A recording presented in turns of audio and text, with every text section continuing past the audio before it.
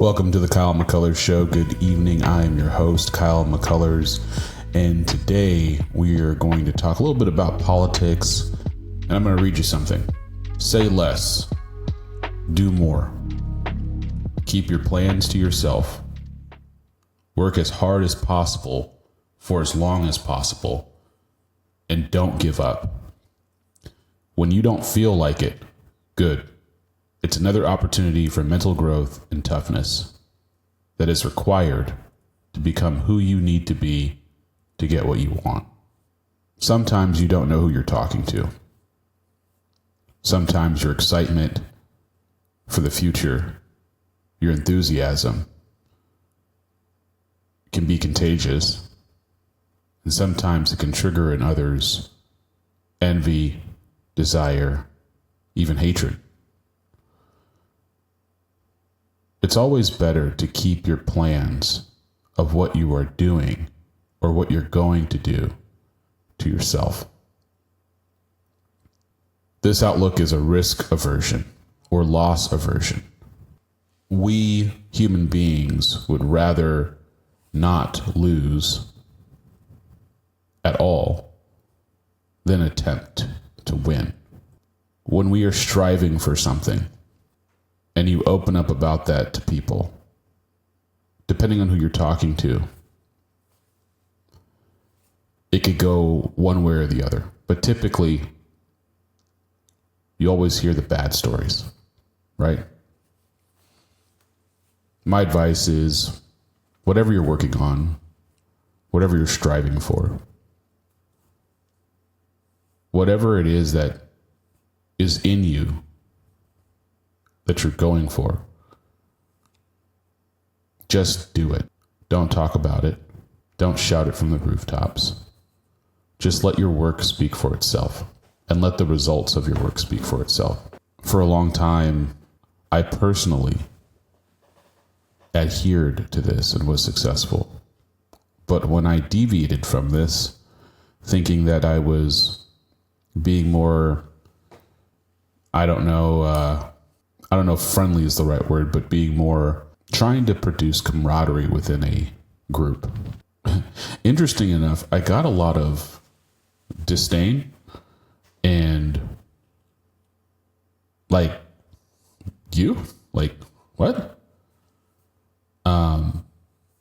Which was funny because, long story short, I turned out to be more of the leader of that group. Even though some of them looked at me like, you? Right? And I learned a valuable lesson. I learned, number one, that I need to trust myself. I need to trust myself because I know what I know. I know what I've gone through. I know what I've overcome. And I just know what I know. And I'll never let anyone make me doubt myself again. Recognize your value, what you actually bring to the table, your expertise, your life experience, your resources, your ideas. Never underestimate the value of a good idea or underestimate someone who can produce good ideas. If you have good ideas or you're a great collaborator, that can be invaluable, because there's a lot of people that don't have good ideas, or they're just not idea driven, and they need people to produce the ideas so that they can figure out how to make the ideas work. And there's a lot of great people out there that know how to make things work, or if you give them the idea, they can really help you formulate exactly what it is to do, what it is you should do to make that idea a reality. I just didn't understand how much I had and could bring to the table. And it took failure for me to realize that. It took massive failure for me to understand my worth. And that all came about because of me saying more than I should have said. Because there are actors out there that will sabotage you, right? There's just bad actors. There's just bad people. And We don't want to go around thinking everyone's bad, but we also don't want to go around being naive and thinking everyone is good. We need to judge someone on what they do, not what they say. And I think that if you say less and you do more, it does magic for your reputation, your relationships, your business contacts. Having a reputation of someone that accomplishes things and does things, doesn't make promises, and if they do, keeps them. Like, I want to be that person. I want to be a person who doesn't make promises or deals that he can't fulfill. I want to be a person that has a reputation of doing more and saying less. I want to have the reputation of working hard and accomplishing things and making things happen. Also, a good point in this is, when you don't feel like it, it's another opportunity for growth. Because when you don't feel like something, now you're confronting an obstacle yourself that's preventing you from getting what you want, right? You will stop yourself from doing the work that is necessary to produce the growth and the mental fortitude and toughness for you to actually obtain your goal. And that's yourself. And it's all psychological. It's all mental. I heard something really good that said that fear is just, it's not real. It's psychological, irrational thinking based on something that hasn't happened yet. And in all probability won't. So why are you scared of it, right? And then why do you change your behavior because of that? There's a difference between danger and fear. Danger is when your survival instincts kick in to save your life because now you're in danger. But fear is thinking of a future that hasn't happened yet, or thinking of something that hasn't happened yet, and then changing your whole behavior because of it. That's all in your head. And when I heard that, it was eye-opening because it's 100% true. You're not in danger, but you're afraid. Why? Well, because you believe something about the future that isn't true because it hasn't happened yet. And then there was a quote that said, if you can think and make yourself afraid and physically make yourself stressed out and then sick, like your thoughts can make you sick. If your thoughts can make you sick, why can't your thoughts make you feel better? Say less, do more. The other thing that I realized too is the more that I do, the more confidence I gain, the more I'm able to push through the feeling of I don't want to. Specifically the gym.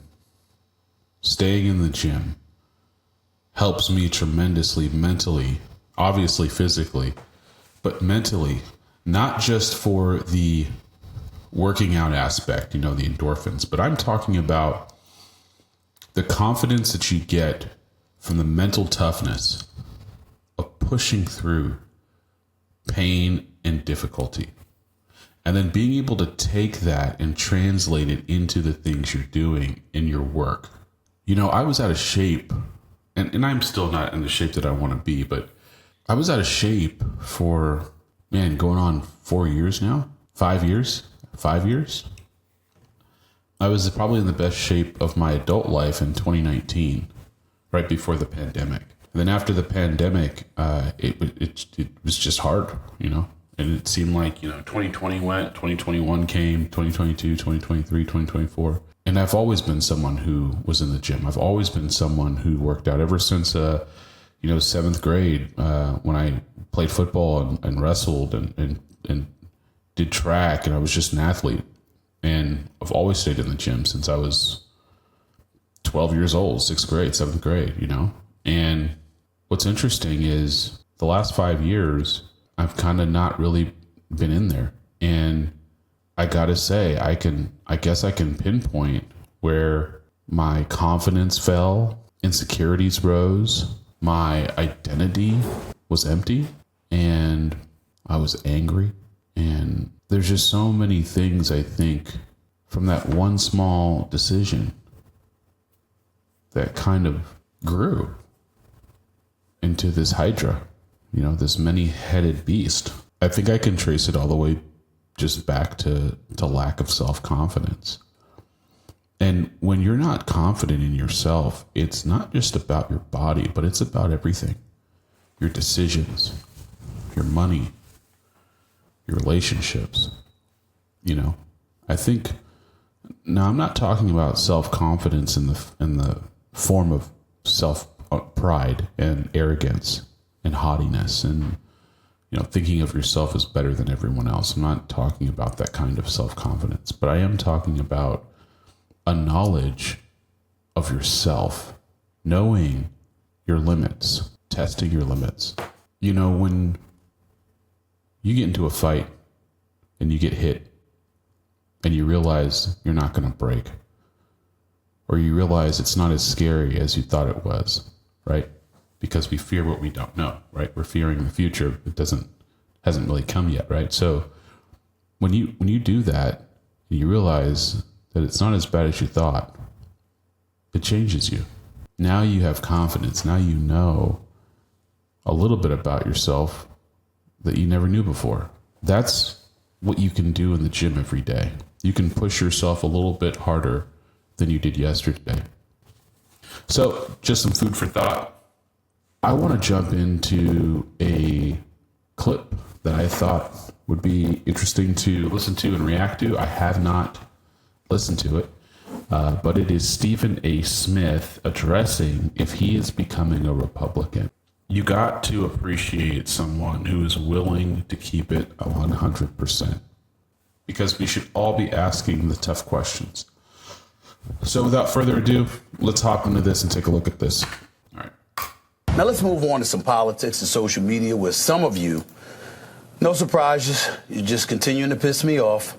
Why? Because every time I make a comment that's critical of the Democratic Party or the left, I get accused of being a pundit for the right. Prior to the election cycle, I voiced my concerns about Joe Biden and his ability to serve as second term as president. Then Biden stepped on the debate stage in late June and revealed what many suspected. He embarrassed himself. The White House and the Democrats eventually switched to Vice President Kamala Harris when he stepped away, who ultimately ran what some would say a valiant presidential campaign, at least in the eyes of some, that ultimately fell short with voters across the country. I pointed out my concerns with the campaign and the Democratic Party along the way, and many of you wanted to accuse me of being a voice for the right. So you know what? I feel like it's time to set the record straight, because ain't nobody hiding, ain't nobody running. Okay? Let me be very, very clear. I'm a registered independent because I don't trust either side. I think both sides are full of it on so many levels and so many circumstances. So I want to say this, but you voted for Kamala Harris, right? You say you're a registered independent, but it's weird because you talk about how all of these lies that you're finding out from the Democratic Party that you were fed are now coming out after the fact, after the election, right? And you're saying, oh, wow. And I'm saying this because I heard Stephen A. talk about this in an earlier podcast. I think it was Friday. And he talked about that. He talked about how the DOJ released the report about how there was 26 undercover federal agents on January 6th. And he was upset about just hearing about it now. But it's interesting. It's like, what I realize is, I guess politics really is a different arena, and people don't really pay attention to it. I do. I love politics. There's something about it that I really enjoy, and I like knowing about it, especially American politics, because it shapes the world. It shapes our very lives. And I think some people just don't have the head for it, and they don't have the heart for it. But I do, and I like it. and I'm probably going to cover it a lot on this channel. So I hope you either enjoy it or you like to stay informed, because I am a very informed person. I know that I am a way above average informed American, and I listen to a lot of pundits and a lot of views, and I want to hear everything out there, because I just like to understand where everyone's at. Independents are important in elections because they can swing an election. I believe that they definitely helped Donald Trump. He won in a landslide, yes, but the independents overwhelmingly voted for Trump. Stephen A. was not one of them. And Stephen A. was a Kamala advocate, which is just weird to me. And now all of a sudden he's coming out saying all this stuff about the Democrats. And I haven't really heard him talk bad about Republicans. I'm not saying that. But what I am saying is that it's not just that you're questioning the Democratic Party, Stephen A. It's that you're using talking points.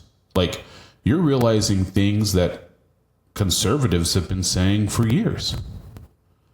So, of course, conservatives are thinking you're waking up, right? And I think that Stephen A. will become a Republican. Now that I think about it, because earlier I said no, but now that I think about it, because what's making me think is Tulsi Gabbard. Tulsi Gabbard was a Democrat when she started figuring out all the lies. She became independent too, and I think that's what happened with Stephen A. I know Stephen A. was a Democrat at one point, for sure, but he's an independent, and that's where Tulsi was. And then she became a Republican, because you're not going to make any change in the system right now as a libertarian. That's just not going to happen. But also too, the ideals. The Republican Party today is not the Republican Party establishment. Those days are over now. It's MAGA. It's Make America Great Again. It's not like Trump is the head of the movement, yes, but it's bigger than him now, right? It is about putting America first, and that's what the majority of Americans want. And so Stephen A. is saying, hey, I'm a registered independent, but okay. It's nauseating. But I also want to take a moment, because a lot of people out there on social media have been saying to me, here, Stephen A., you take these positions, you're frustrated with the Democratic Party, but then you voted for Kamala Harris against Trump. Why? It's very, very simple. Okay. I believe that Donald Trump has been a divisive figure. And Oh, no. I'm sorry. No. Oh, no. That's not going to fly, Stephen A. The only reason anybody can say Trump is a quote unquote divisive figure is not because of him. It's because of the media. It's literally because of the hack jobs and the 7-year media onslaught to try to tear him down, because they did not like him. No matter how good of a job he did, no matter how many accomplishments he made, no matter the stats, no matter the 4 years without war, it doesn't matter. Stack up all the accomplishments that he did, and they tried to destroy him. And the reason why he's divisive is because the media, for the better part of a decade, has tried to create this caricature of him to make people afraid and say all kinds of false things just to destroy any semblance of truth. You cannot blame the man for having a stance and a belief. And I think that the ignorance of not researching or listening to the actual things that he's said and done, and allowing yourself to absorb the media machine, creates that kind of conclusion that he's quote unquote divisive, but he's not. And I think Americans now finally understand that, which is why they voted for him overwhelmingly. For you to say that he is divisive in 2024 with this election with Kamala is just, and this is what I'm saying, like, I can't fault him because I don't know if he knows politics like that, which I don't think he really does. I think if he's a registered independent, okay, but he comes from a left-leaning understanding and a framework. And so it's very, very difficult for people that come through that framework and that leaning to have any kind of challenge, right, to their worldview. Now, I do respect Stephen A. because he has one of his friends is Sean Hannity. He's been on the Sean Hannity show before, and I know that they talk politics. I'm sure Sean, breaks stuff down from the other side, which is why I think Stephen A. goes and does his research. And he's like, I can't believe this is true. But I cannot believe he said that. I think that it's just utterly ridiculous and false. Was thinking coming into this election that the last thing we needed was 4 more years of what we saw the last time, which is insane. Okay, it's just like you keep saying the weirdest stuff. What do you mean by the last time? You mean like the fake Steele dossier, the fake Russia hoax? You mean that? Is that what you're talking about? The fake media onslaught? The fake hush money case, right? What do you mean by that? About tweets and things that he said that you don't like? It's crazy to me that you would rather have 4 more years of Joe Biden, because that's what Kamala said. I'm no different than Joe Biden. Isn't that what Sonny Hostin asked her on The View? What's the difference between you and Joe Biden? And she said that she couldn't think of anything that's different. So you'd rather have 4 more years of sleepy Joe Biden's administration than have 4 years of Trump because he's quote unquote divisive? Come on, Stephen. Come on, man. There was so much strife and so much division. No, there wasn't. That's a lie. That is a false narrative. That was a false narrative created by the media. That is what caused the division in the country. Period. That's what caused it. And Trump's right. He won the 2020 election. They cheated.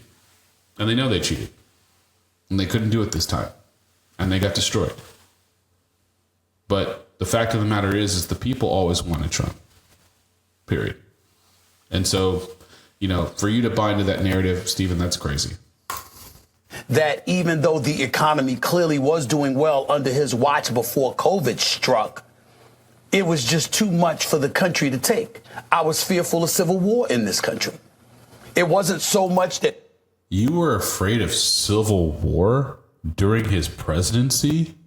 What are you talking about? Seriously, what are you talking about?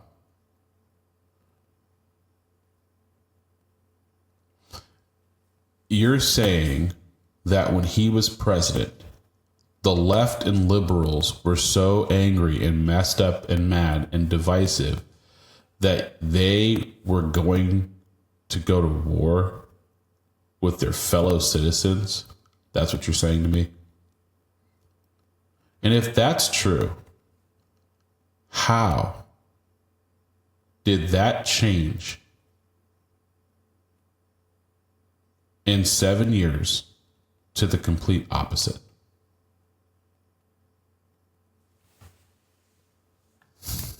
He he was supportive of white supremacists and he was this racist and all of this stuff like people were saying. I didn't engage in that incendiary rhetoric because I've always believed that Donald Trump was just somebody who did things that were politically expedient.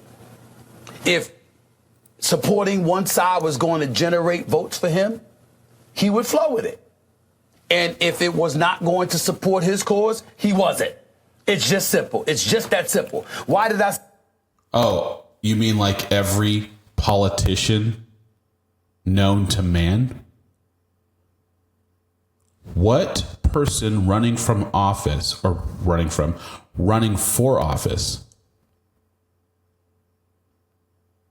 doesn't do that? Every politician running for office does what's politically expedient. The only difference is that Trump actually has character. And when you think about it, he's the most investigated American probably ever. And they haven't found and won't find a dang thing because he hasn't done anything wrong. They can't believe it. He's a Boy Scout. Not only is he really good at his job, he's a billionaire. He's got a beautiful wife. He's got great kids. He runs such an efficient company. People love him. He started a huge movement that has changed the world, but he's a Boy Scout. It's not even close. And all of this stuff you're talking about is just about character, but you know, you can have personality flaws, but from a character standpoint, you really can't say much here. I mean, I just think this line is it's bizarre.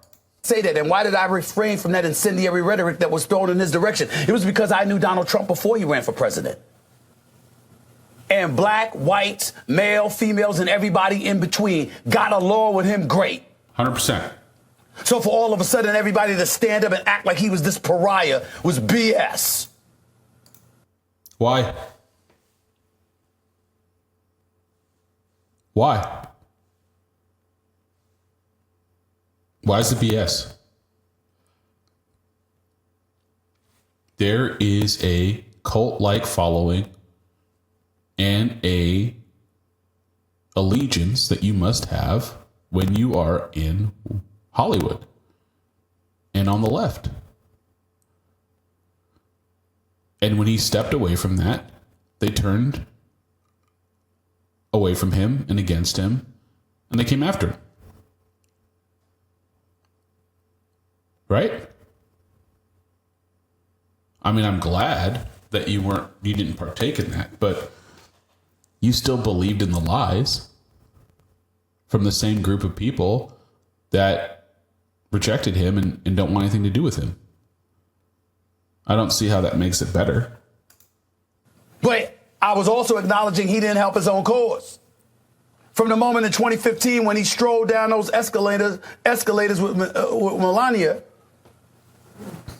the man offended 50% of the population back then in 2015. Came across as xenophobic in the eyes of many. And it just seemed to go downhill from there. So after he's... Well, you could say that. I don't agree with that. I don't think a lot of Americans, as a matter of fact, well, half of the American people didn't. Well, over half because he got voted in. But it's funny how it turned into a self-fulfilling prophecy. Because the quote-unquote xenophobia of 2015 is now the America First battle cry of 2024 that the majority of Americans are saying. So, interesting how history will write that. Served his 4 years in the White House. I didn't want a repeat of all of that. But I didn't call him a racist. I didn't compare him to Nazis. I didn't sit up there and accuse him of befriending white supremacists and all of that stuff because I knew no matter what people believed, they were trying to politicize it.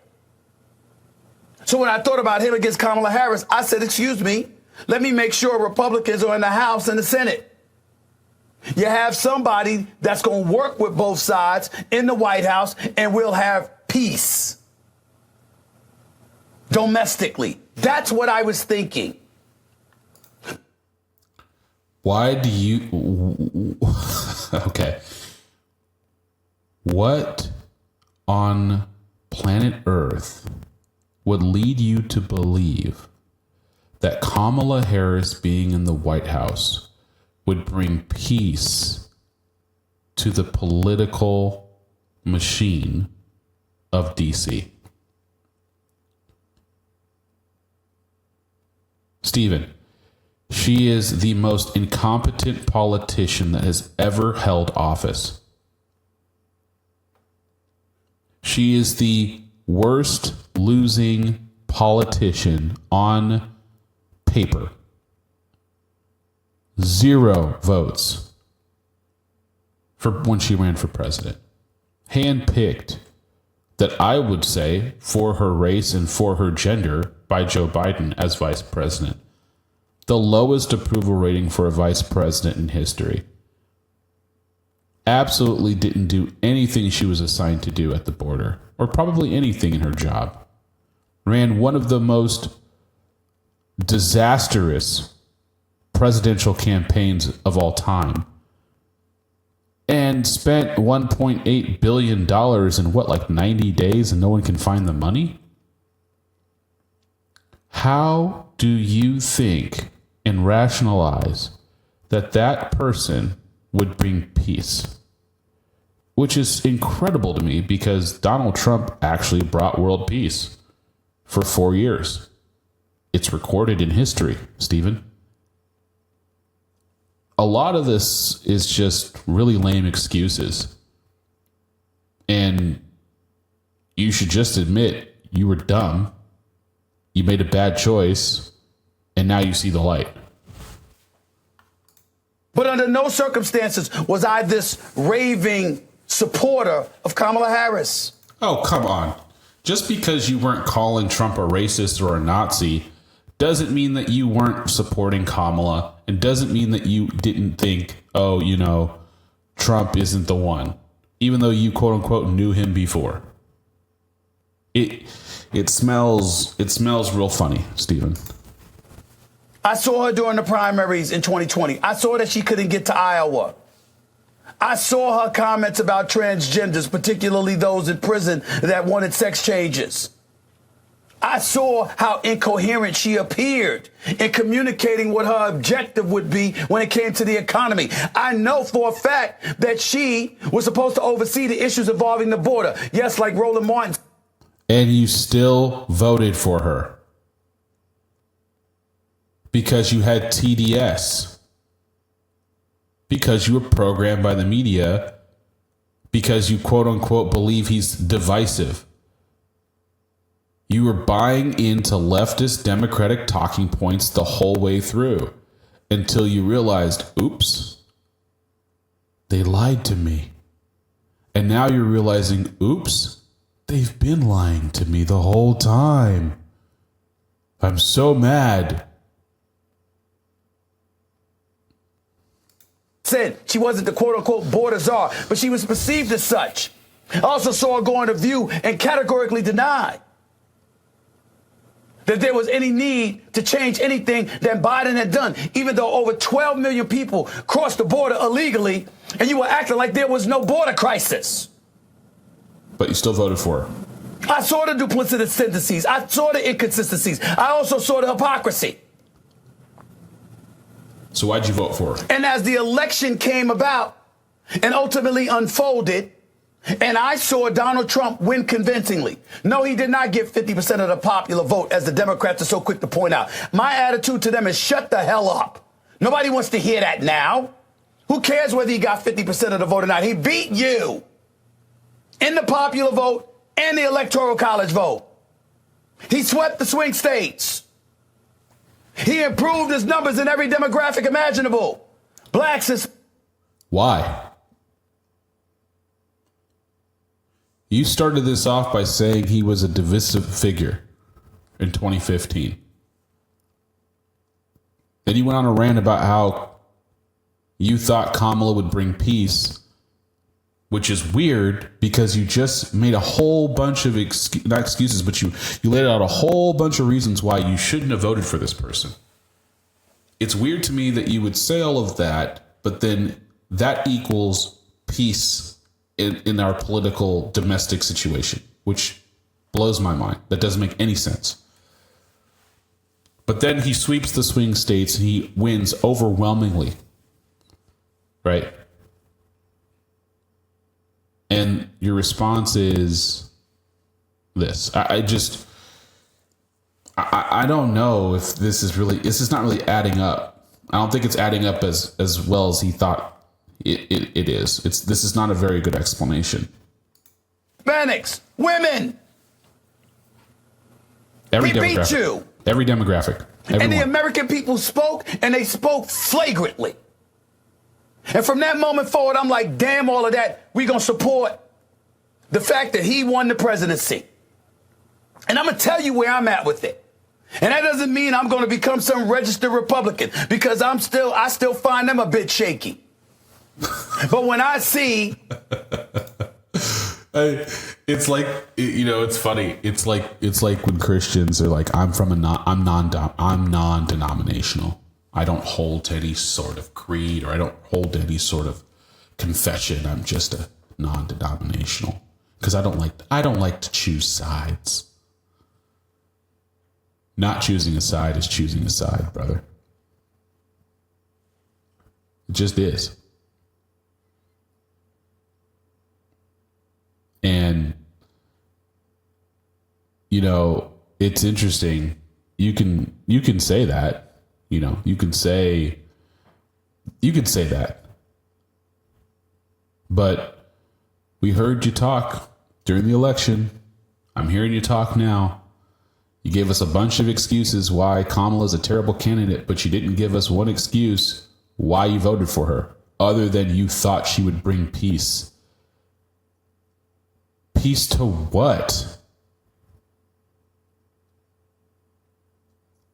You're telling me that you thought that there was going to be a civil war that never happened, that no one ever talked about? Come on. You were so afraid of that you thought that Kamala was going to bring peace to the country and bring the country together? You haven't said one positive thing about her. It's insane. It's just, it doesn't make any sense. Attorney Bragg in New York,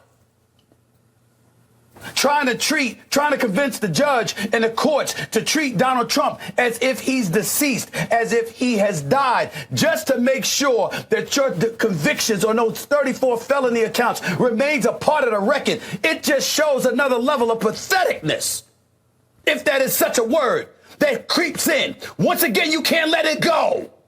Mm-hmm. He is the president-elect of the United States of America. In January 20th, he is going to be the president of the United States. And you want to sit up here and waste taxpayer dollars and literally go before the courts to do everything you can to make his conviction a matter of record, knowing he ain't going to get any jail time. You're not going to be able to incarcerate him. You're not going to be able to fine him. Sir, it's over. It's over. Democrats, it's over. It's over. I'm going to say this before and I'll say it again. You know what I would do if I were Joe Biden, President Joe Biden? Especially since I basically gave the Democratic Party the finger because you kept saying, we follow the rule of law, we follow the rule of law, we follow the rule of law. And then you went and you circumvented all of that to get to pardon your son Hunter. Since you were willing to do that, if I was President Joe Biden, I would pardon Donald Trump. I'm going to say it again. I would pardon Donald Trump for one reason and one reason only: to move the hell on. Enough's enough. Enough's enough. You tried to get him. Listen.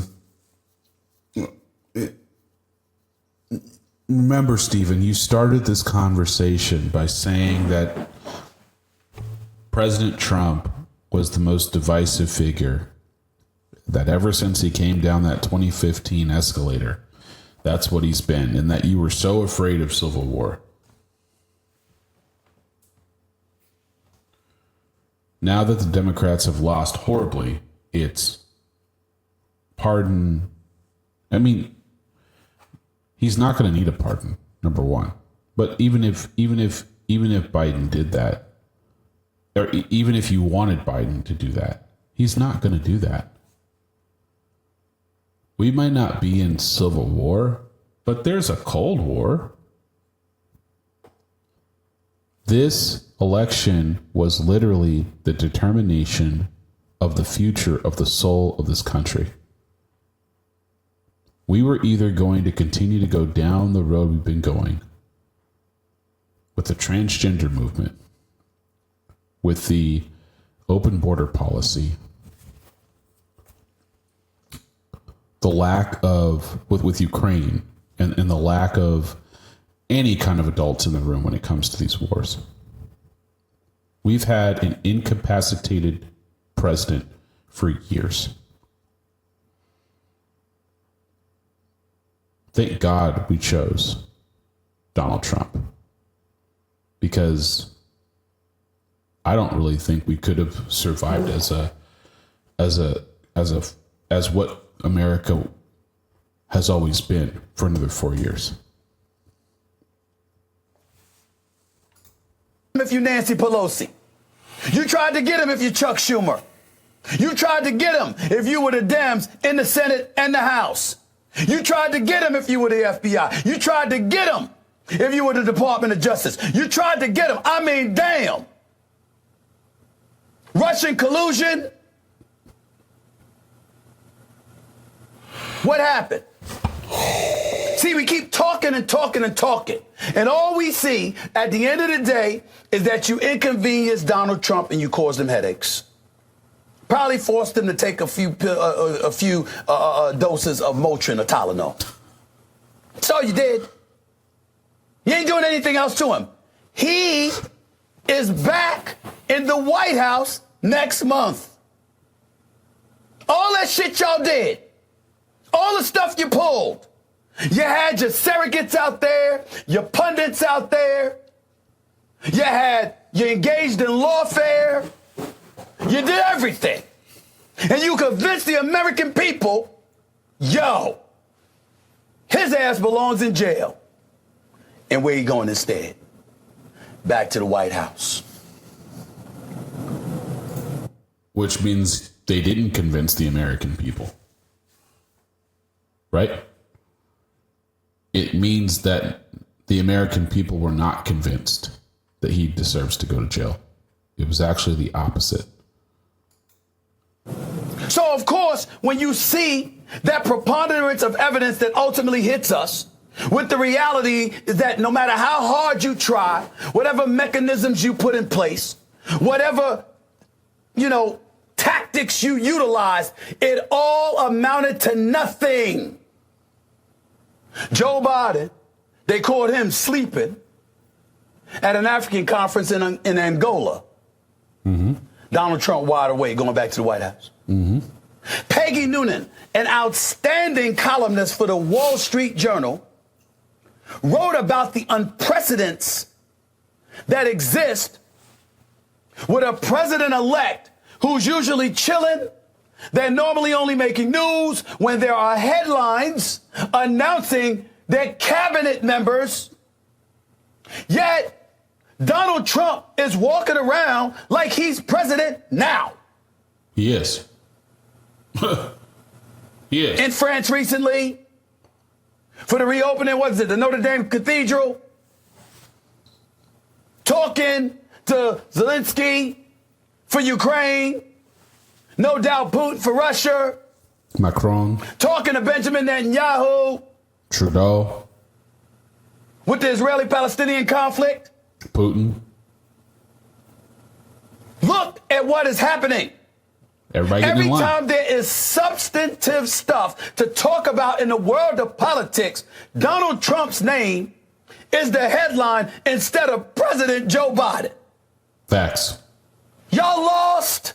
Mm-hmm. The Democrats, you've lost.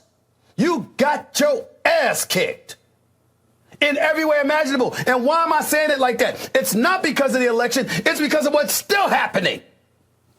Every single other day, this. So now you're starting to sound like you're making sense. But this is why people think you're going to be a Republican.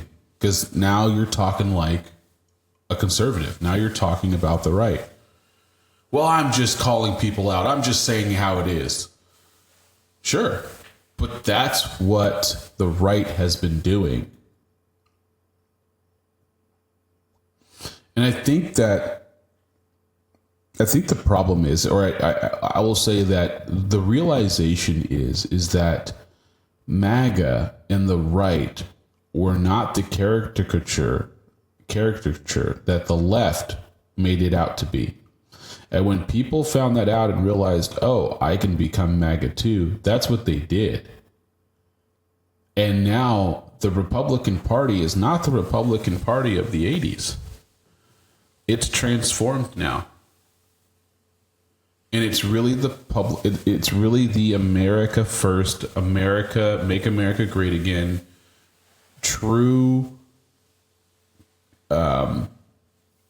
patriotism and love of country and just wanting to come back to a place where Americans respected each other, dare I say loved each other and loved this country.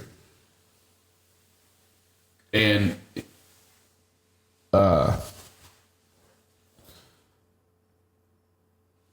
it's not,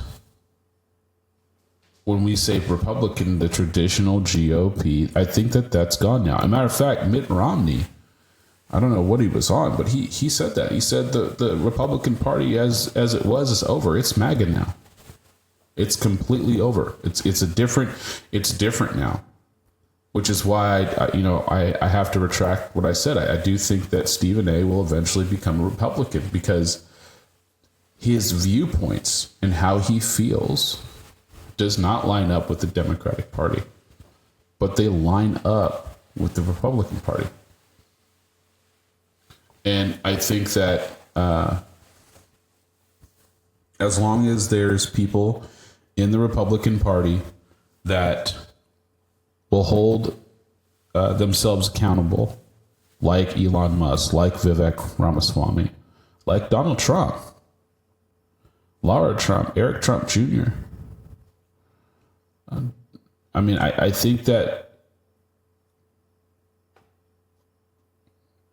we have enough characters in the party to keep it in line and to call BS when it's BS.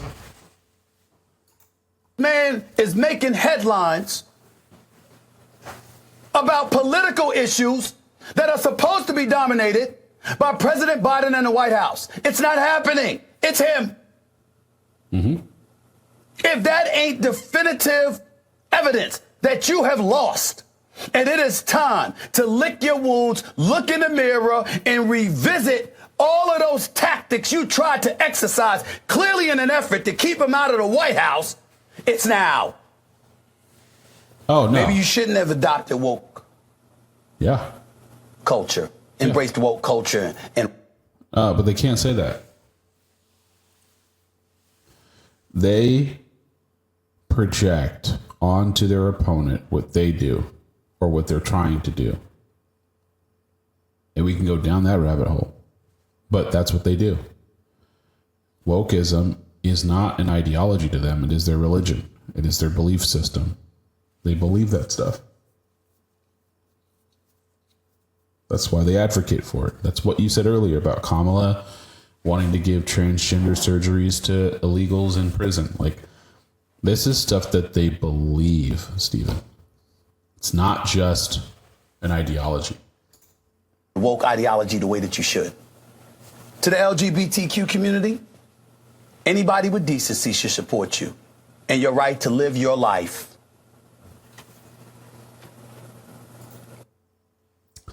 No, we don't. Nobody has to support anybody's lifestyle whatsoever at all, by definition.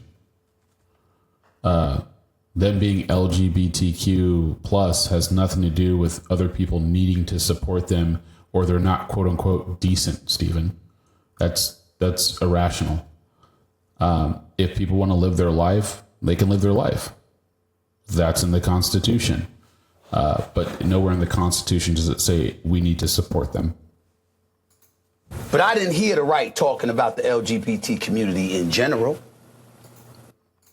and painting everybody with a broad brush. I heard them addressing transgender issues in terms of somebody electing to change their gender, participating, men transitioning into women, but competing with women.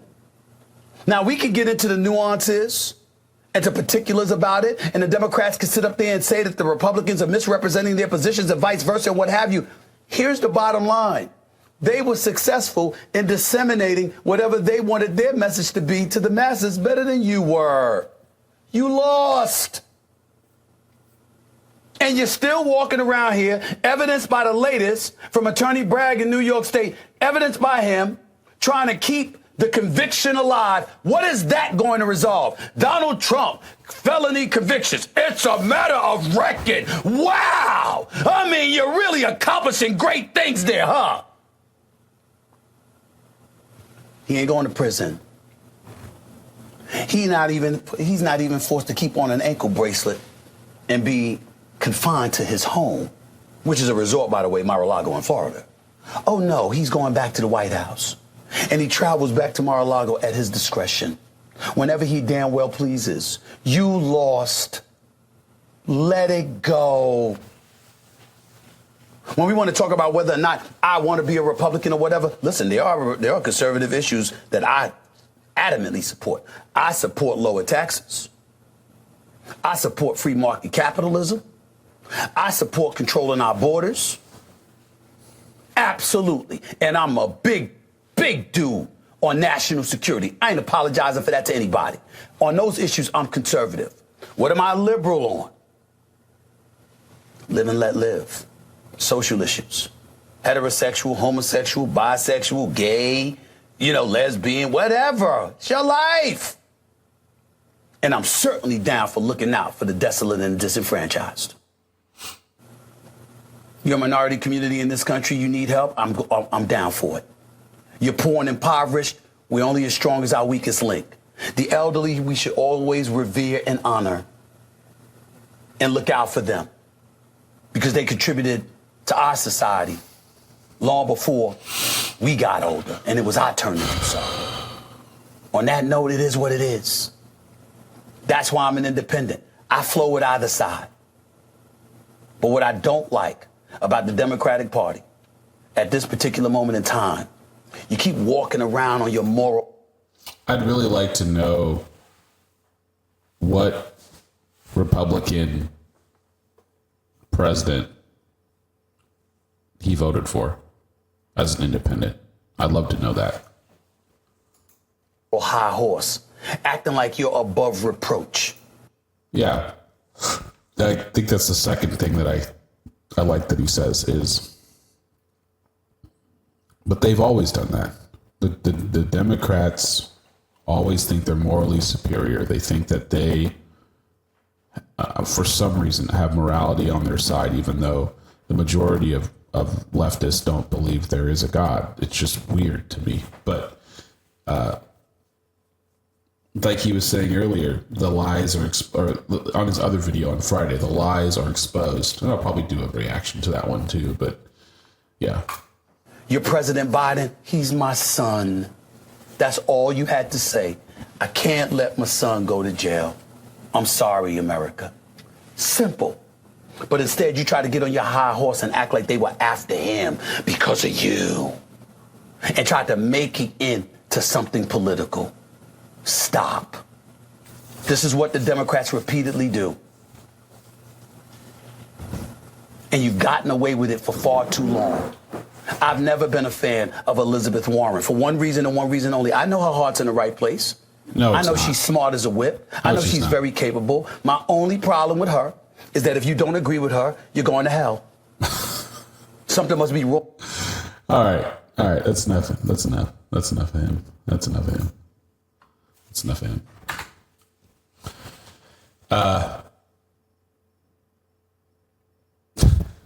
Wow. I don't even know what to say to this.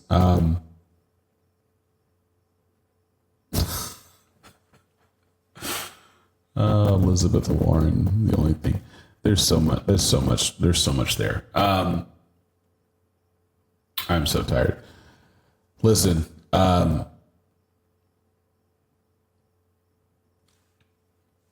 great show. Great. Stephen A, man. God bless you. One day, brother, you will be a registered Republican. I believe it.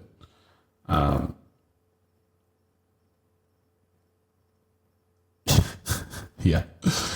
Anyways, I hope you enjoyed this. And I'll leave you with this, regardless of who you vote for, don't blindly believe what you're told. Research as much as you can. Go to the source. Don't let a third party dictate what you believe and your information. If you hear something, question it. Find the answer. Don't just swallow it and believe it. Because Stephen A does have a good point. In 2015, this country was divided because of the rhetoric and the lies that were espoused by the media. And the day of reckoning has come for them, and it is now happening to them. And I believe there will be a purge of sorts. And I think a lot of bad actors are going to leave or get out or be forced out. And I think these next 4 years will truly be a golden age for America. I think all of the foundation for that is laid. So be hopeful, be encouraged, and I hope you found some use for this. Have a great night. Thank you for joining me on the Kyle McCullers Show.